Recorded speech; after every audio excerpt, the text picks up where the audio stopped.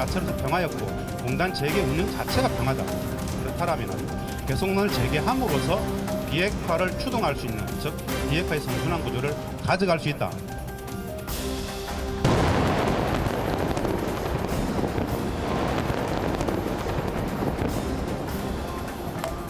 종전선언을 통해 화해와 번영의 시대로 전진할 수 있도록 유엔과 국제사회에도 힘을 모아주길 바랍니다.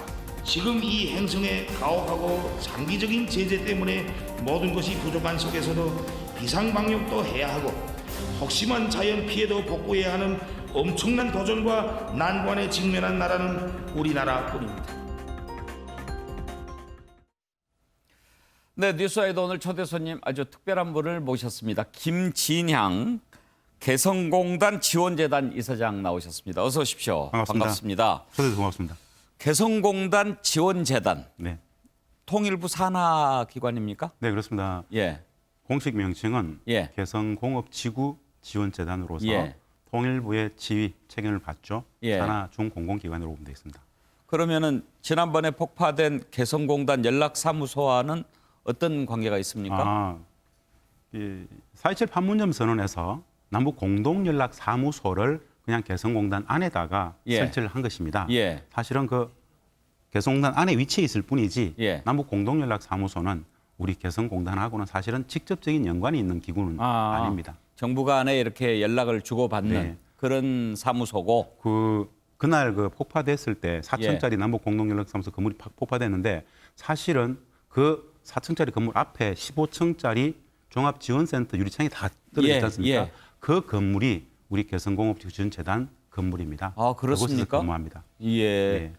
그거 부서지는 모습 봤을 때 참 이사장님 마음이 어땠을까요?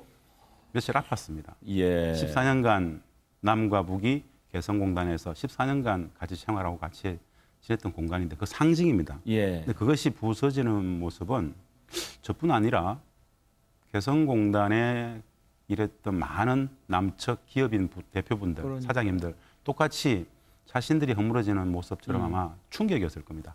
어마어마한. 개성공단이 폐쇄가 된 게 지금 4년.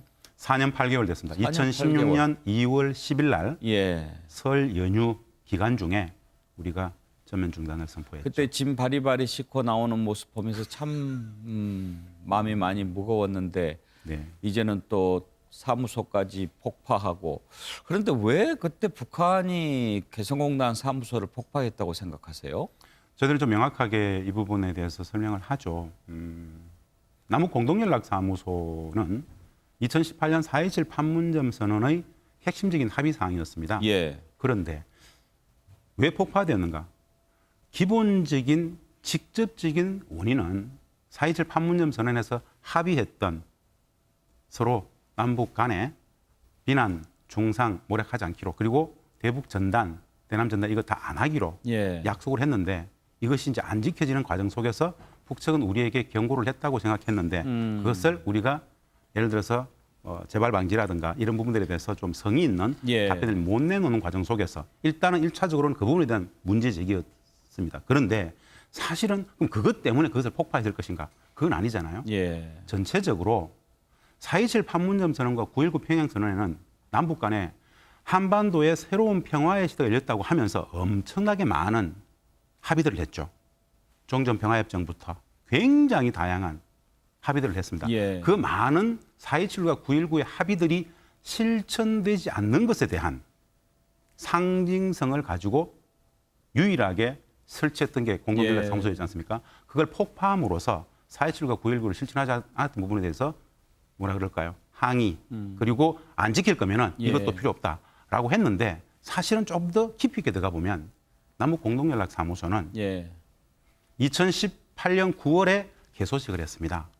개소하고 나서 그 이후에 사실은 그걸 만들었을 때는 남북 간에 24시간 소통을 하면서 남북 간 현안들을 다 협의하기로 공동연락사무소를 만들었지 않습니까? 북측은 남북 공동연락사무소가 개소가 되었음에도 불구하고 남측이 한미 워킹그룹에 갇혀가지고 예. 어떠한 것들도 자신들하고 소통이 되지 않고 합의가 되지 않는 과정 속에서 이거 필요 없지 않느냐. 별로 효용성도 없고. 그런 부분들이 맞물려 가지고 아주 북측스러운 퍼포먼스였다라고 저는 봅니다. 하여튼 그래도 이제 시각적으로 워낙 충격이 좀 컸기 굉장한 때문에요. 충격이죠. 예, 그 부분 오랫동안 기억에 남는데 사실 이제 오늘 모신 것은 열병식에서 김정은 위원장 메시지도 조금 새겨볼 만한 예. 부분이 많이 있고 또 문재인 대통령 계속 종전선언 얘기하는데 그런 부분과 관련해서 개성공단에도 뭔가 변화가 오지 않을까 하는 부분 좀 여쭤보고 싶어서 모신 건데요. 그 전에 네. 지금 4년 8개월 됐다고 하셨는데 그때 나오신 분들 어떻게 살고 있는지 그 참 궁금해요. 매우 힘들죠. 125개의 제조업 기업이 있었고요. 약 100여 개 정도의 영업 기업이 있었습니다. 이 방송을 청취하시는 시청자분들께 참조로 말씀드리면 예. 남과 북은 2000년 6.15 공동선언에서 2천만 평을 합의했습니다. 예. 그리고 우리가 북측에 대충 약속했던 기업체 규모가 약 3천에서 한 5천 개 정도가 기업 들어간다고 했었습니다. 개성공단에. 예. 그런데 2016년 2월 10일 전면 중단했을 때 제조업 기업은 125밖에 없었습니다. 그러면 남과 북이 우리가 북측에 약속했던 전체 규모의 딱 2% 정도 하다가 닫은 겁니다. 맹하게 닫은 겁니다. 예.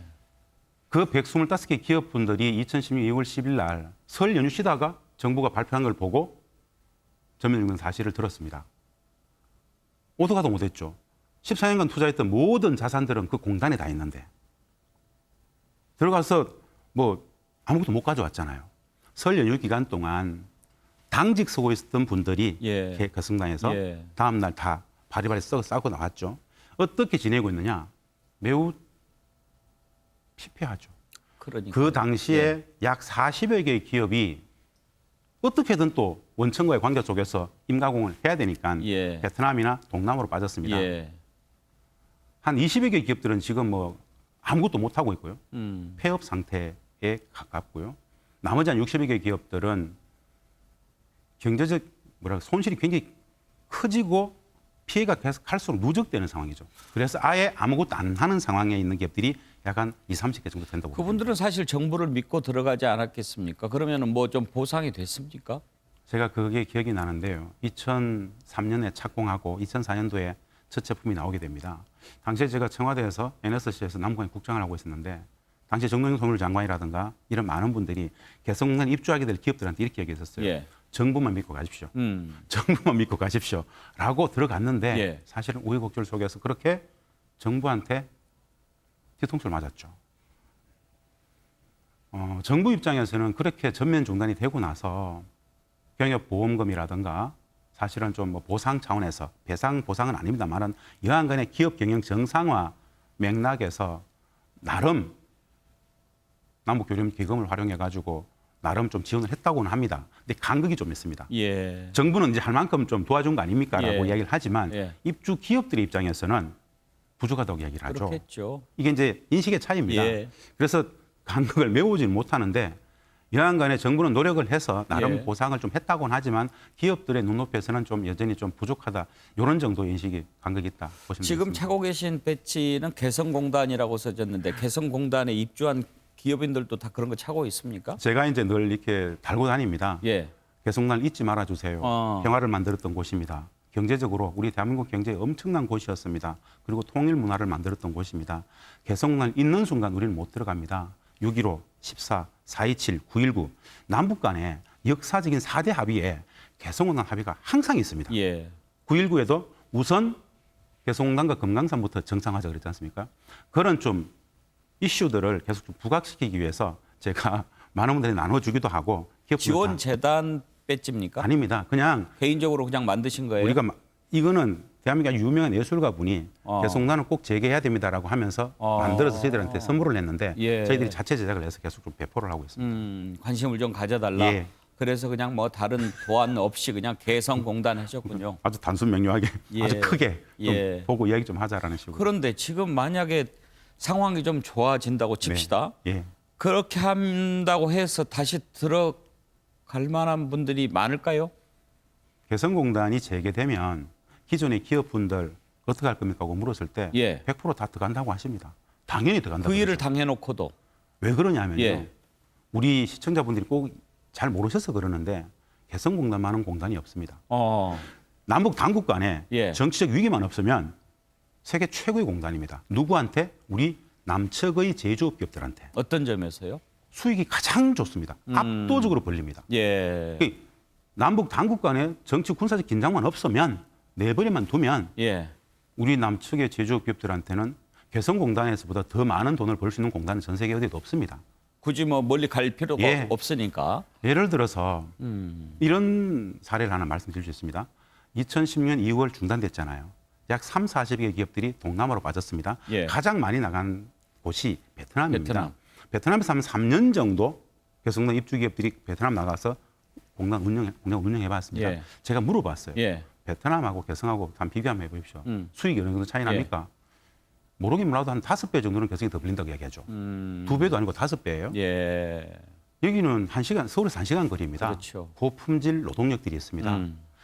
단순하게는 저임금이라 그러는데 저임금보다 더 좋은 게 있습니다. 고품질 노동력들입니다. 세계 최고의 품질 경쟁력을 담보할 수 있는 곳입니다. 그리고 남과 북을 원부자재가 들어가고 완제품이 나올 때 관세가 없습니다. 북측 노동자들은 또 직장을 옮기지 않습니다. 예. 이직이 없습니다. 이 많은 조건들은 아하. 알만한 분들은 다 합니다. 그러네. 공단이 열리면 무조건 다시 들어간다. 그리고 협력업체분들은 공단이 재개되면 3천 개, 5천 개로 나아갈 때 자신들도 들어가겠다고 많은 준비들을 하죠. 그러네요. 지금 말씀 듣다가 생각해 보니까 이직률 낮지, 노동쟁이 없을 거고, 전혀 없습니다. 말통하고 직접 말을 통하죠. 이런 그런 것은 점에서 없습니다. 다시 들어간다. 네.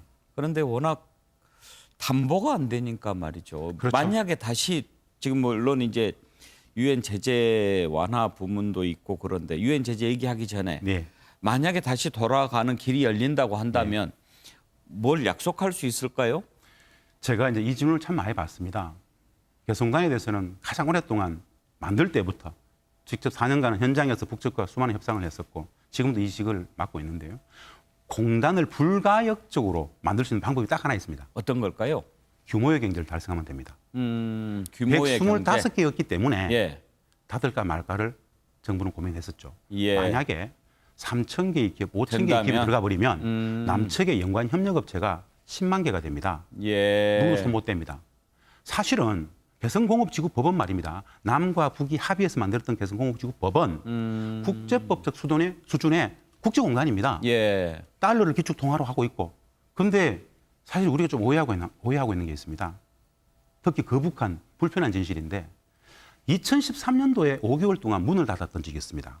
그걸 재합의할 때 2013년 8월에 우리 정부가 가장 강하게 요구했던 게 앞으로 다시는 어떠한 일이 있더라도 공단을 일방적으로 닫는 경우는 없어야 된다라는 것을 합의를 했어요. 예. 2013년 8월 합의입니다. 딱 2년 지나가지고 우리가 또 스스로 그걸 또 일방적으로 닫아버렸죠. 예, 그랬죠. 이게 남북 관계 분단 체제의 상호작용 관계인데 저는 이 많은 것들을 국제적 수단의 공단 다른 거 없고 남과 북이 약속했던 3천 개, 5천 개가 되면 예. 그냥 자기 동력을 가지고 돌아간다. 그러면 평화도 진압으로 담보된다. 이렇게 이야기를 하죠. 규모의 경제라고 표현하셨는데 조금 그 속된 표현으로 하자면 인질도 한두 명일 때 인질이지 한 100만 명 있으면 그건 인질이 될 수 없다. 그렇습니다. 뭐 이렇게도 예. 받아들일 수 있는 거죠. 예, 예. 그런데 다시 이게 가동이 되려고 그러면 남북 간의 합의만 있으면 되는 겁니까? 아니면 유엔이라든지 지금 미국이라든지 이런 게 관련이 있는 겁니까? 유엔 안보리 제재가 있습니다. 예. 이 안보리 제재는 개성공단 재개 자체를 직접 제재하지는 않습니다. 개성공단에 대해서 어떤 이런 방구가 없습니다. 다만 북측에 대한 일반 제재가 개성공단을 재개했을 때 충돌될 수 있는 지점이 일부 있습니다. 그 많은 것들은 뭐냐? 소위 말하는 핵과 미사일, 이 대량 살상 무기 개발과 연관되는 부분들에 대해서 제재를 합니다. 근데 개성공단은 애초에 남과 북이 왜 했냐면 예. 돈을 벌기 위해서 한 것이 아닙니다. 평화를 제도화시키기 위해서 경제 협력의 방식을 채택했습니다.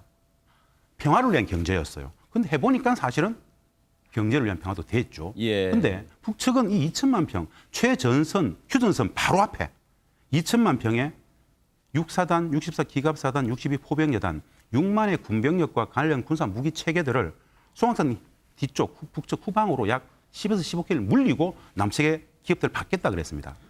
소위 말하는 임마누엘 칸트의 영구 평화 이론입니다. 공동체와 공동체, 나라와 나라 간의 경제 협력의 밀도가 높아져 버리면 군사적 긴장과 전쟁 위기는 사라진다는. 그래서 김정일 국방위원장의 개성난 전략은 남측 기업들을 받게 되면 평화는 신압으로 오게 된다. 그리고 경제 부정도 할 수 있다. 이거였단 말입니다. 예. 제재는 사실은 직접 제재하지 않는데 다만 제재라는 말 이면에는 한 가지가 있습니다. 예. 미국이 반대입니다. 미국은 비핵화의 진전이 없이는 남북 관계는 예. 한 발짝도 못 나가. 비핵화 입구를 두고 있죠. 저는 이렇게 주장을 하고 싶습니다. 비핵화는 왜 하는가? 평화를 위한 비핵화 아니냐. 평화를 위한 비핵화다. 개성공단도 평화를 위한 것이었다. 남북 경협은 평화를 위한 것이다. 똑같이 평화를 위한 것이라면 비핵화도 하고 개성공단도 하고 종전선언도 하고 금강산 강릉도 같이 하면 되지 않느냐. 예. 수십 년이 걸리는 비핵화가 안 되면 아무것도 안 된다는 이야기는 남북관계 한 발짝도 못 나간다는 이야기인데 그건 아니다. 비핵화도 하고 평화의 프로세스도 가고 남북 경협도 개성공단도 종전 평화협정도 하자라는 예. 이야기를 하고 싶은데 예. 됐고 비핵화만 하라. 알겠습니다. 이건 좀 예. 문제가 풀리지 않는다라고 더 봅니다. 나누고 싶은 얘기가 많지만 시간이 많아서 이 정도 예. 줄여야 되겠는데 예. 제가 이렇게 뵙고 보기에는 상당히 그 남자답게 생기셨는데 아까 개성공단 그 입주했던 분들 얘기하는데 울컥하시는 것을 보고 눈물도 많으신 분이구나 그런 트라우마가 생각했어요. 그러시겠죠. 그 준비하면서 보니까 우리 함께 살 수 있을까 이런 책을 네. 쓰셨더라고요. 제가 예. 뭐 읽어보지는 못했는데 기회가 되면 읽어보겠습니다만 함께 살 수 있을까요? 너무 지당한 이야기입니다. 우리 함께 살 수 있을까라는 책은 제가 북한 학자로서 고등학생과 대학생들이 저한테 물었던 이야기입니다. 교수님, 우리 북한을 모르겠고요. 통일 왜 해야 되는데요? 왜 그런 게 필요합니까? 라는 아무것도 모르는 아이들이 물었을 때 제가 조곤조곤 대답해 주면서 함께 살 수 있겠네요. 진짜 몰랐네요. 라는 결론을 만들어내기 위한 책인데요. 함께 살 수 있죠. 우리는 14년간 개성해서 이미 체험적으로 해봤습니다. 그 확신들을 공유하고 싶은 거예요. 예. 국민 행복의 길이다. 그날이 세계다. 오기를 기도하겠습니다. 예, 오늘 나와주셔서 감사합니다. 고맙습니다. 예. 감사합니다. 김진양 개성공단 지원재단 이사장과 얘기 나눠봤습니다.